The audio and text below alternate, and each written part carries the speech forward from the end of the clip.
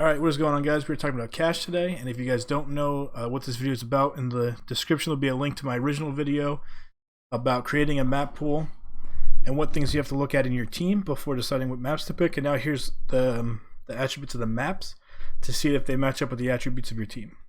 So first thing, we got cache. I mean, this is one of the most played maps. This is like the new Dust 2. Everyone plays it. It is it's a good map to know because a lot of people are going to be good at it. And it's pretty easy to play, and it kind of plays to everyone. You can play it slow, you can play it fast, you can play aim heavy, you can play tactical heavy. You know, any kind of T side really works, and any kind of CT side really works as long as you do it right.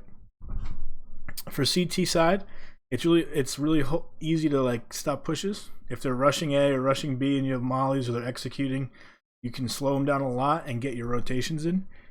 It's really strong for double op. You can move the ops everywhere. You can have one op just mid and the other guy just playing spawn base, bouncing A or B, getting early picks, or just holding an angle at the sites that they're pushing the most. You can have people solo sites. You can do a 1v1-3-1 in mid. You can have 3 towards A, 3 towards B. And you know, the one guy that's still there can either play retake, use utility to slow him down enough, you know, hide in sight, get a couple kills if he's good enough. And so you don't have to worry about, oh, we only have one guy at sight, we lose the round. You can still, at least one guy can hold them from pushing long enough through sight that you guys can have map control for retakes.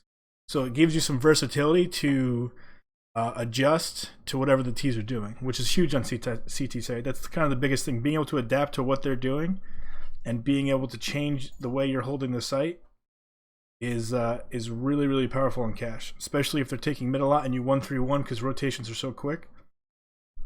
It's really, really strong to do, so that's a good advantage. And there's a lot of avenues for early aggression. You can have your opper pick anywhere, right? You can have him pick mid, have him pick A main, squeaky, B main, get a good angle and checkers they might not be ready for because of your spawn. It really can play to that. It can really play that early aggression for good operas. And like I said, with a double up, if you just move them both around or just move one around, you get a pick B, they're like, shit, let's go mid, your other opper's there. Fantastic. Disadvantages are you need the economy. If you don't have the utility to hold off pushes and executes, you don't have the mollies to slow things down, you don't have the flashes or the grenades to filter them into your crossfires, it's going to be a bad time. It's going to be very tough to hold the sites and stuff like that. And if they get the smokes off and you don't have the utility to slow them down, the rotations don't really favor the site player. So if you have 2 players in a site and they throw all their smokes, they cut off truck, they cut off highway, they cut off cat so you can't see, you are just you and your, you know, if there is 2, if your other teammate's not cut off highway, you're stuck. People are rotated around you, but they can't see through smoke. So then, you know, it gets to the point, do we run through the smokes? Do we just hope he gets 2 kills? It gets very sketchy at that point. So if you don't have the utility, slow things down so your teammates can get insight to help you or in positions where they can stop the push, not just stare at smokes. It can favor the T's a lot. And that's something you have to really consider because you need to make sure your site players have good crossfires. And you have 2 players who are very comfortable and who have good aim. I mean, that's where if you don't have the best aimers and you have someone soloing a site, you need to make sure they have the ability to at least hold everything off long enough to get more people in the site to help them out. Now on T side, it's good for low buy rounds. You can smoke out A and still hit it with Tech 9, smoke out B, hit it with Tech 9's mid to B split through vents. You do all that with just Tech 9 armor. It's easy to isolate players with utility. Just like I said, you can get those site players stuck in sight, and there's a lot of mollies you can do to even get them stuck even less into the site and just in small corners. There's a lot of predictable angles for good aimers. You know, there could be sandbags, they could be white box, they could be quad, but you know, they're not just going to be standing in the open. There's not that many aggressive angles they could be holding. There's a lot of angles in sight in A and in B.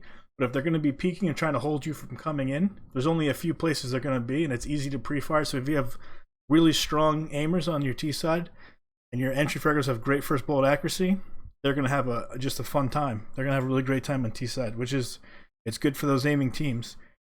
It can be played fast or slow, which is good for the pacing. If you want to do a long default and you know like to have your op pick around slow, like to have your op pick around fast, like to have 2 riflers, you know, work mid or work A or work B slow, or just kind of use utility, get in fast, get a pick, fall back, pull rotations, and then, you know, go from there.